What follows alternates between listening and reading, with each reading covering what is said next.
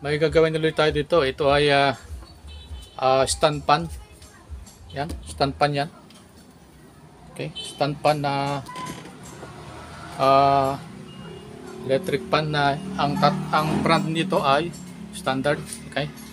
So ito ay dinala sa atin at sabi nung may-ari ay hindi na umaandar. Okay, so check natin kung ano yung problema dito at bakit ito hindi umaandar.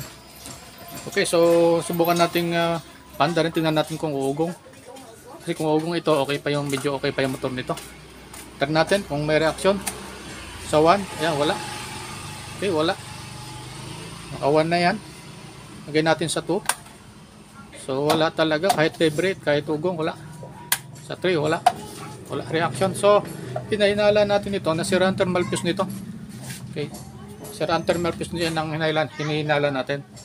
Kaya papakita ko sa inyo kung paano mag-bypass o magrekta ng electric pan. Ito ay standard. So gagawin natin dito, kakalasin natin. Kakalasin ko ito ng buo pati motor. Kasi papagtan ko din ng bushing. Baka kasi sa may problema na yung bushing niya. Yun ang naging dahilan kung bakit umiinit yung motor. Pag init ng motor, yun, pumuputok o nag-open yung kanyang nag-open yung kanyang thermal fuse, kaya kakalasin natin. Okay, ganyan ang gagawin natin. Papakita ko sa inyo mamaya kung paano ito ay ibabypass. Okay, so kalasin ko. Kalasin natin. So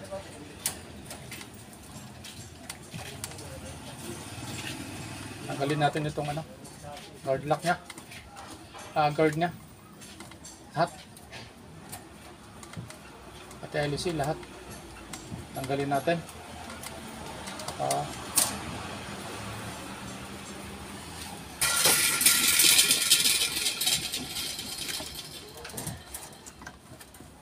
Okay. Okay.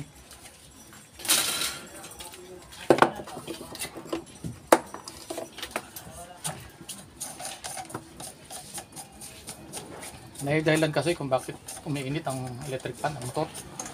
Yun nga, maaaring yung bushing ay may tama na. Tapos ginamit pa ng ginamit, so hanggang sa bumigay yung bushing niya. Bumigay yung kanyang thermal fuse, nasira. Kaya yun ang ating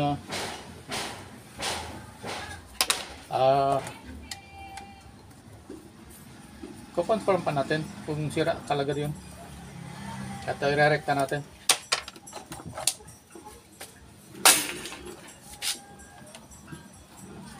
So ganyan ang pagkakalas ng electric pan. Okay, ayan yung kanyang gearbox. Kita din, no? Kita nyo yung gearbox nya to. So papalitan din natin to, hanap tayong pampalit. Saka madumi.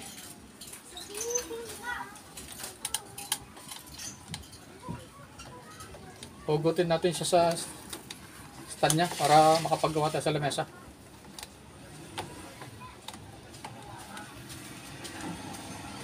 Okay.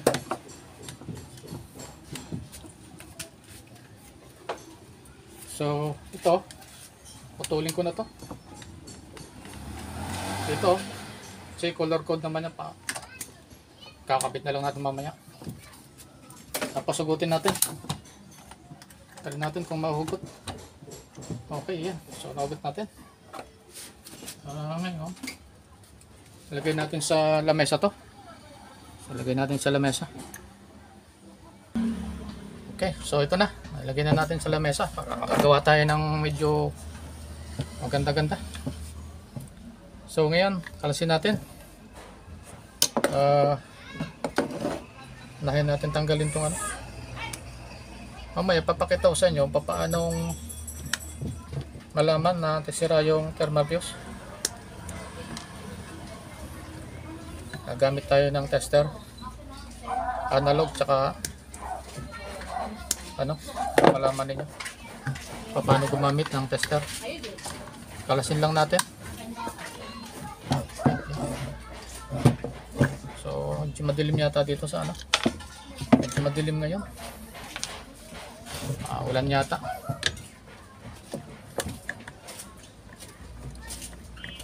Tanggalin natin itong sirang gearbox.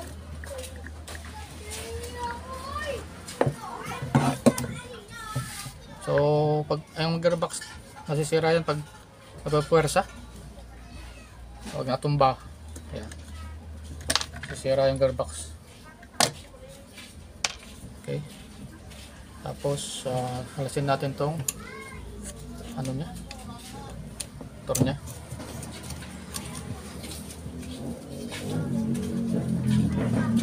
Medyo madilim. Parang uulan.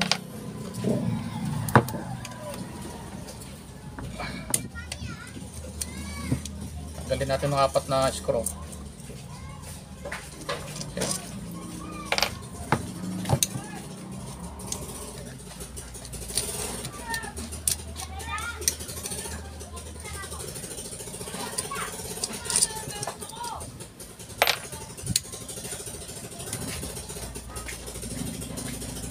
So, papalitan ko rin siya ng busing kasi yun maaring yung dahilan kung bakit nag-overheat ang motor. At dahil nag-overheat, nasisira yung thermal fuse. Okay, so gawin natin.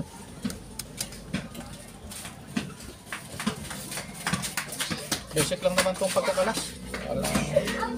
Pag napanood na yung mga video ko, marami na kayong nakita kung paano magkalas. Okay, ito. Natin.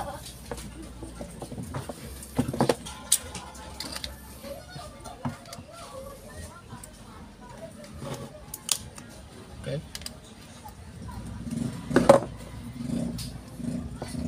So, yan. So, dahan-dahan tayo dito sa pagkakalas nito. Okay. So, madumi yung ano niya. Linisin natin.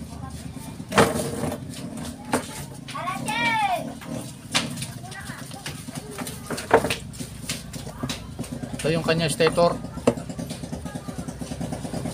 Yan o. Okay. Kaya medyo maingay dito.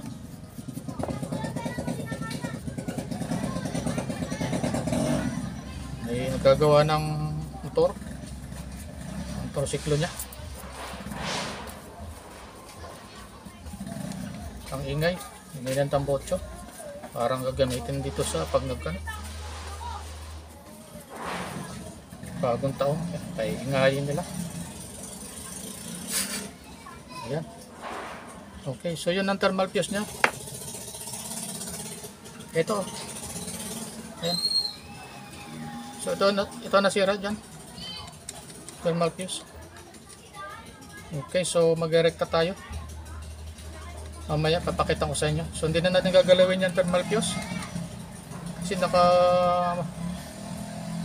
ano talaga siya. Pag ginalaw natin yan, hindi maaaring masira pa yung maliliit na copper wire. Kaya magpa-bypass na lang tayo mamaya.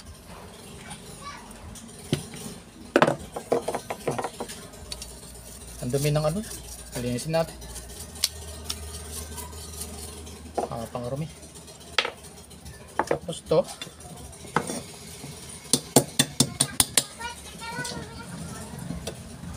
Ayan natin. Tingnan natin kung bakit. Ayun, may counting tama nga. Kita nyo? Yan o. So, pero kaya pa sa liha to. Lihahin lang natin. Pati yung kabila. Lilihahin lang din natin. Wala naman siyang malalim na kanal. Kaya kaya sa liha. Tapos ito, papalitan natin ang bushing. Anisan lang natin. Okay, yan na. So ayusin ko lang itong ano, camera natin kasi madilim. Lagay ko sa maliwanag. Okay, so papakita ko muna sa inyo kung paano malalaman na sira ang thermal fuse ano, dito sa standard na motor na electric fan. Okay, standard na motor na electric fan to, ano, stator niya. Sa standard na ano na stator na electric fan na standard, 6 wires yan, lagi 6 wires. Kita nyo, dalawang capacitor to, magkabukod, nakabukod siya, papuntang capacitor yung dalawang yan. Tapos may apat pa na wire, ano, magkakasama. Ang common sa standard ay green lagi, standard green, tandaan niyo. Ngayon dito sa common nakadugtong yung thermal fuse papunta dito sa isa sa linya ng capacitor, isa dito. Okay, kaya pagka naputol yung thermal fuse, nag-open, nasira, magwawalan ng linya itong green na ito. Kaya alamin natin, tingnan natin kung wala nga siyang linya. Okay, tingnan natin, ano. Sa continuity, sa analog gagamitin ninyo, lagyan nyo sa times 1. Ayan, times 1. Dapat ang palo niya malakas yan, diretso. Hanggang doon, no. Yan, hanggang doon. Hindi pwede ng kalahati lang o dito lang, kailangan halo siya ng malakas. Okay, subukan natin dito sa green. Try natin itong green. Sa wire na lang kasi ito. Tapos green, tapos lagyan natin, subukan natin sa lahat ng linya. Dapat mayroon lahat, may palo yan, ha? Pero kung titingnan nyo, wala siyang palo kasi kahit sa itim, sa puti, sa pula, sa capacitor, wala din. Wala. So, yan ang palatandaan na siraan itong green na ito. Dan dito nakakabit yung thermal fuse. Tingnan nyo itong lahat ng linya, ng iba pa, mayroon to. Ayan, mayroon lahat, Tingnan nyo. Kahit sa itim, mayroon, lahat yan. Yan, mayroon lahat. So, ibig sabihin, ito lang ang sira talaga, thermal fuse. Yan palatandaan.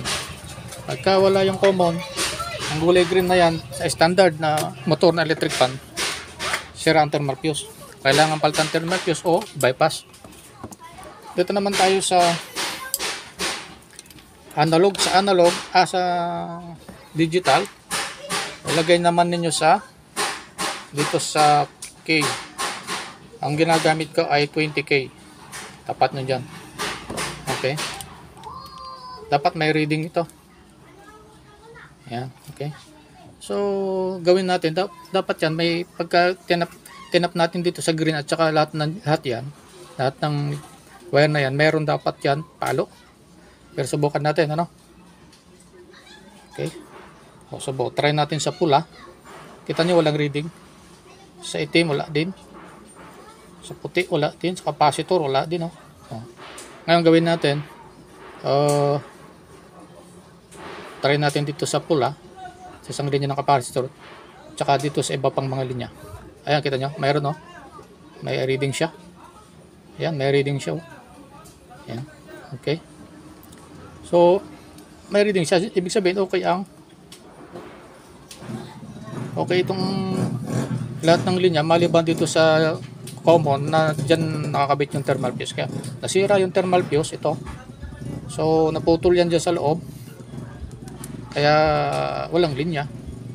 Ngayon, ang gagawin natin yan, magbabypass lang tayo. Magagawa lang tayo ng linya rito at saka papunta ng capacitor.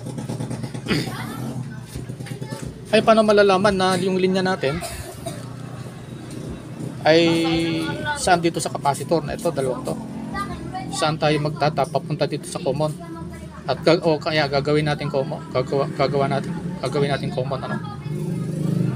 Okay, yung puti kasi 1, yung 2 itim, 3 ay pula. Yan ang standard na na kulay ng motor na standard.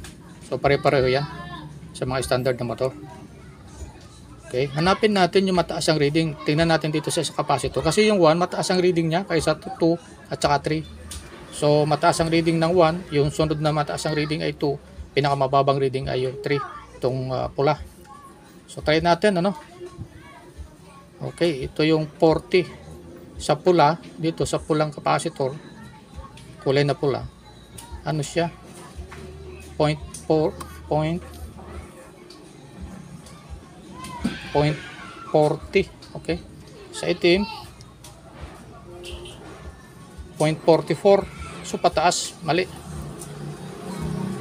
0.54, mali, pataas. So dito tayo sa kabila, dito sa itim, dali niya ng capacitor. Kasi tinan nyo, mataas ang reading ng 1, yung puti.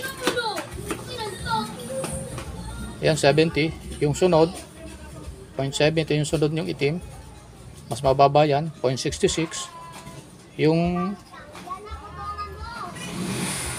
pula, yung 3, mas mababa, lalo, 0.55.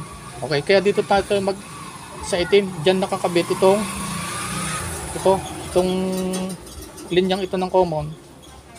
Magkarugtong papunta dito sa isang linya ng capacitor na itim. Okay, kaya dito tayo magtatak mamaya sa itim, pagbabypass. Okay, kukuha tayo dito ng common sa itim. So, ganon, ano, nalaman ninyo. Okay, so ngayon, gawin natin, papalitan ko yung bushing. Palitan ko ng bushing, yung para may kabit na natin. Kasi, kukunin ito ngayon, gagamitin ito ngayon. Kaya kailangan natin ayusin agad. Okay, so yan. Isahan natin. Ito yung bushing, dalawa. Ito yung langis. Tignan natin yung pump kung okay pa. Ito, yan lang natin yan. Malimit kayo makapanood sa video ko.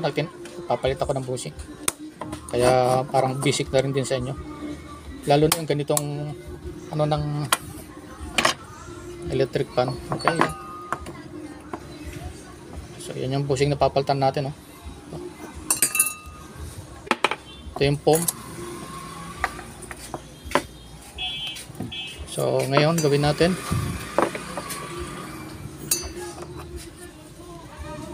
Gawin natin ang konti ito.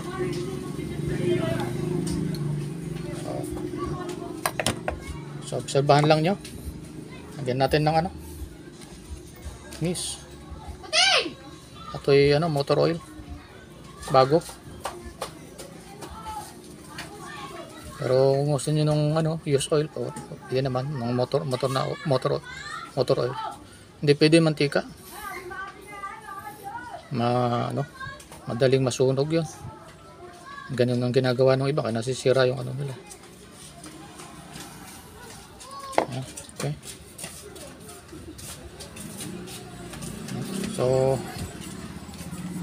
lagyan natin. Ito.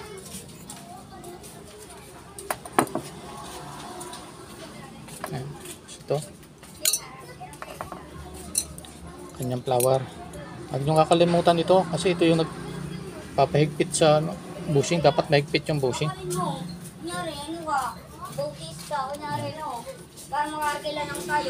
So, hanap kayong tutuunan nitong likod. Kung may pangtuon ko rito saan. Yan na lang ninyo.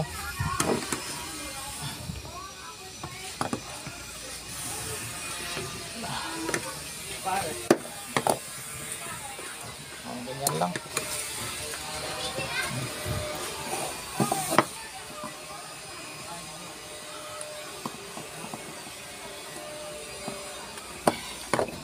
Okay, dapat mahigpit siya, walang kalug.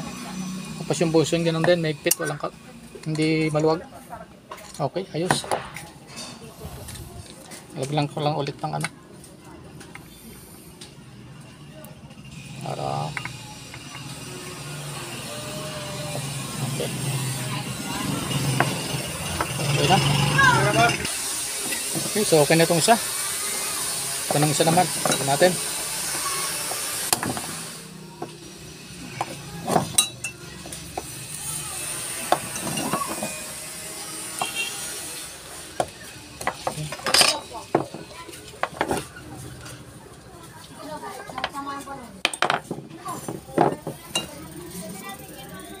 Medyo madilim talaga.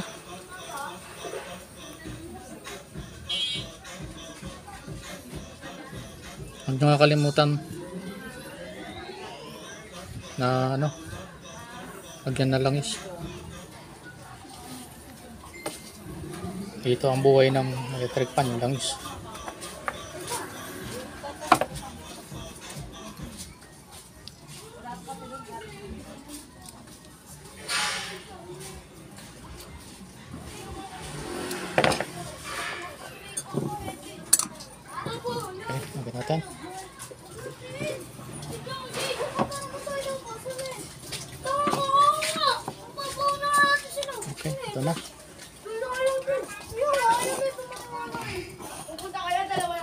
Yan na. So ganito lang, panoorin nyo lang.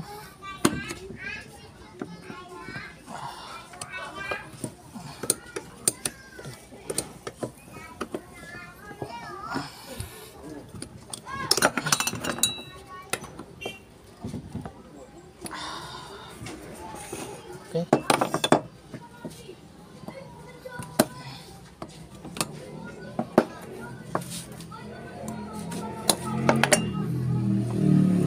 Yan. Tama lang. Ayos. Natin na konti.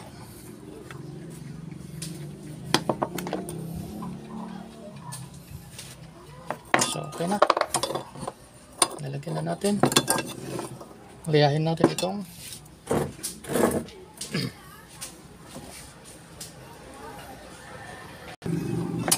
so, liyahin natin para kuminis.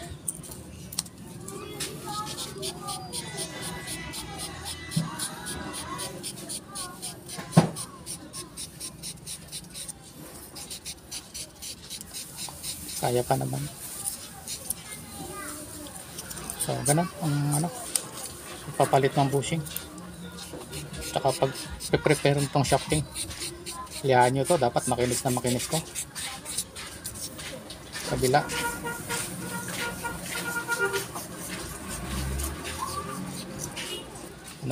Panoorin nyo yung mga video ko para marami kayong matutuhan.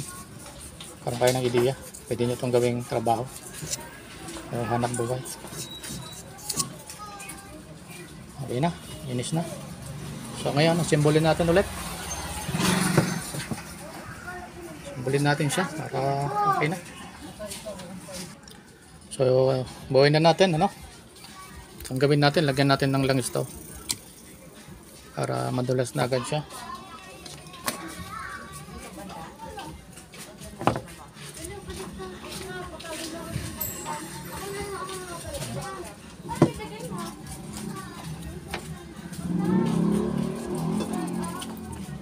Ngayon, suot natin to. Suot natin. Ayan. Ito. Sa kanina na tinanggal natin. So, balik lang natin. Okay.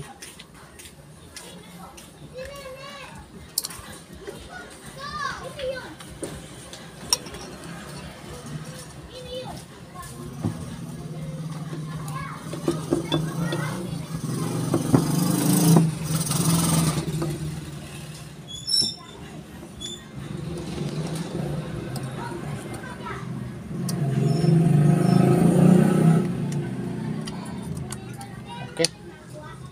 Ayan. Tapos ito, pasok na natin yung shafting, yung rotor.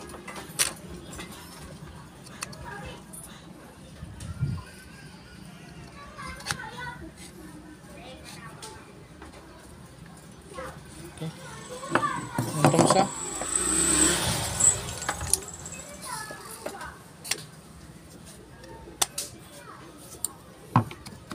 Okay, tama lang. Lagyan natin yung screw.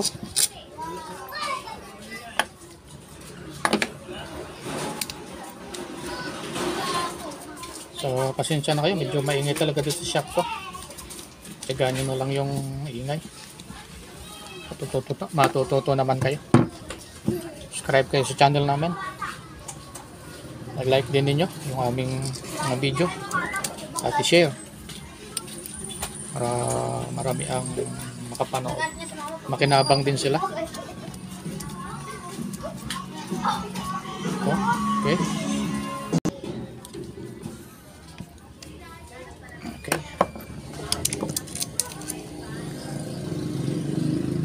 So gagamitin kasi ito mamayang gabi. Kailangan natin tapusin.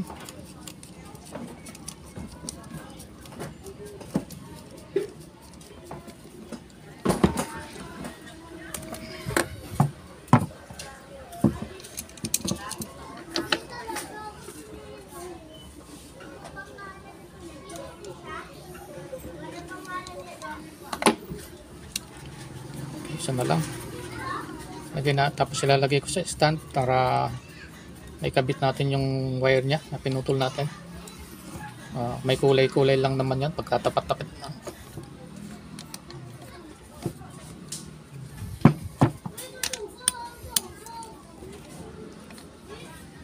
Ayan. Pag medyo mahigpit, di pa naka-align yung bushing niya. Pukpukin ng kaunti. Ayun. Ayun na, okay na. Tapos lagyan na natin to.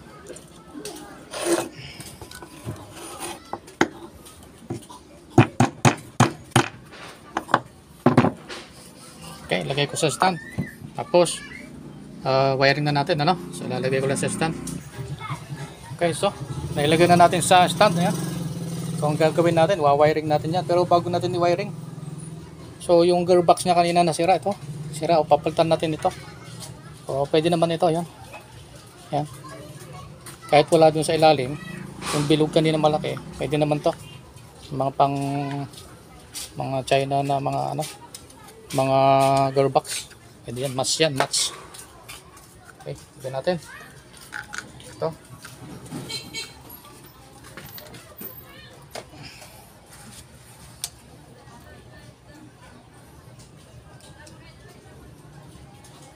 Medyo hapon na. Binibilisan na natin.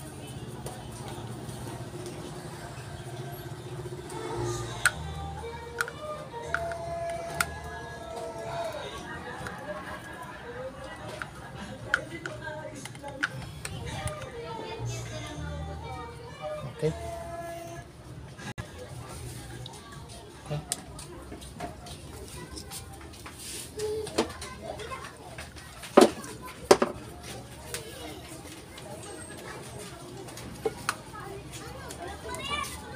Okay, so tingnan natin.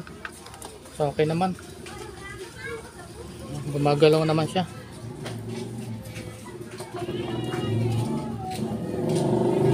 Tapos lagyan natin yung lagyan natin yung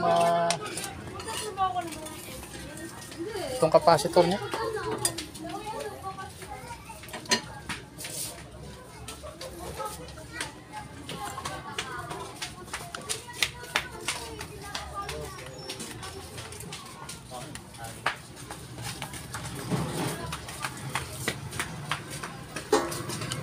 Masyadong malaki yung screw.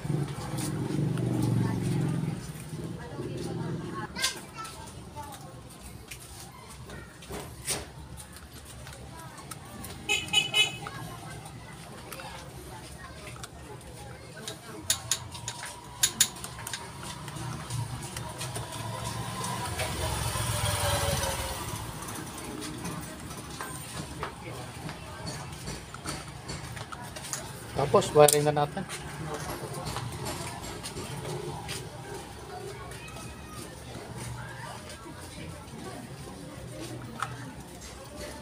Okay naman.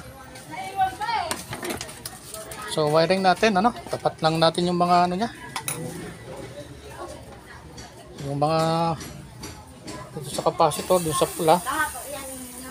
Tapat lang din natin sa pula rin. Sa itim din sa capacitor. Nakabukod naman yung capacitor kaya hindi kayo malilito. Okay. Tapos to.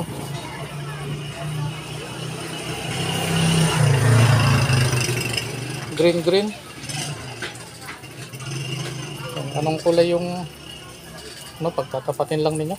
Pagtatapatin lang natin.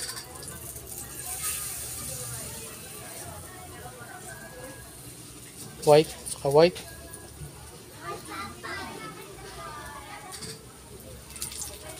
Okay, yan. So hindi ko napapakita yung pagtitape nito. Isa-isang titapan, tapos tapean natin ng buo. Tapos isa-isa natin tapean to. Para presentable naman. Pwede namang hindi hinangan na yan. Pero kung gusto nyo maghinang, iti maghinang kayo. Pero okay lang naman, walang hinang na yan. Basta maganda lang pagkakakabit. Ipan ko lang to, ano. Tapos subukan na natin kung okay siya. So yan, nataipan ko na, ano. Ayan, isa-isa. So yan na, nataipan ko na, kaya lang magbabypass pala tayo, magrekta pala tayo. Naalala ko. Nataipan ko na. So di bale, gawin lang naman natin. Magtatap lang tayo dito sa black, katulad ng sinabi ko kanina. Tsaka dito sa green. So itong green, patuloy na natin. Patuloy na natin dito. Okay. Dito. Yan. Tapos tap natin dito sa itim. Nakalimutan ko.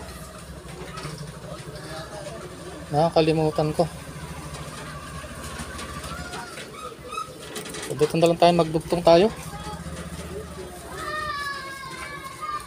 Dugtong na lang tayo dito. Kalimutan ko.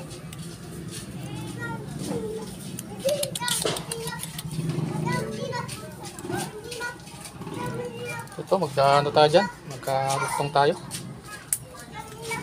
Pero okay lang. Dali lang naman. Tap lang, magano lang tayo dito. Dugtong lang tayo.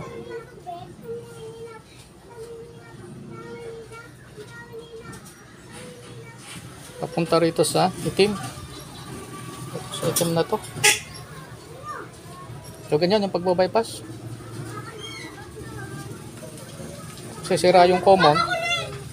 Kukuha tayo ng isang dito, pagtatap tayo dito. Ito magiging parang common natin. So ganun yung ano, sistema. Para matuto kayo.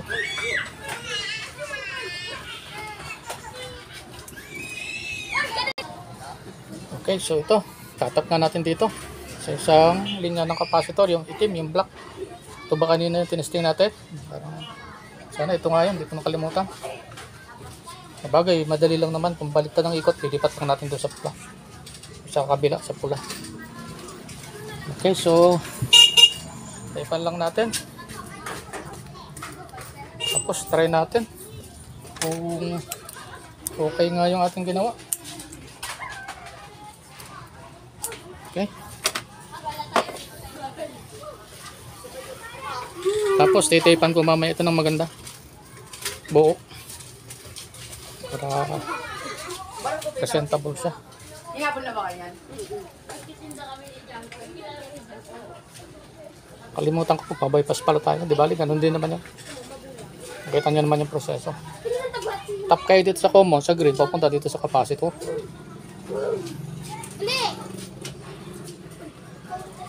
Okay, so natin ngayon kung okay, subukan natin ngayon ano, na try natin kung under nga itong ginawa natin.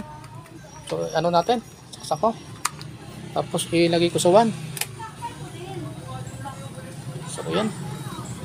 Okay naman, mandar naman. Yan. Sa 2. Okay naman sa 2, sa 3. So ayos naman. So gawin ko, lagay ko na yung screen niya. Lagay ko na yung LC niya, saka yung para makita natin kung okay yung ano sa LC, ikot niya sa LC. Okay. So hindi ko napapakita yung ano, maglalagay. Basic lang naman 'yan. Okay, so naikabit ko na yung ano niya, LC niya. So try natin kung kaya niyang ikutin yung LC at kung malakas. So try natin. Ako lang. Tapos lagay ko sa 1. Okay, yan. So okay naman. Napakalakas ng 1. Grabe lakas. Ayan. Tama naman yung kabit natin sa ano, sa ano niya, sa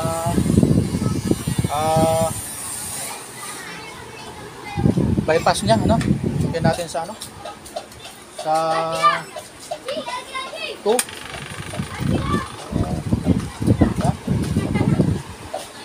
Okay naman. Sa 3. Okay naman. So yan.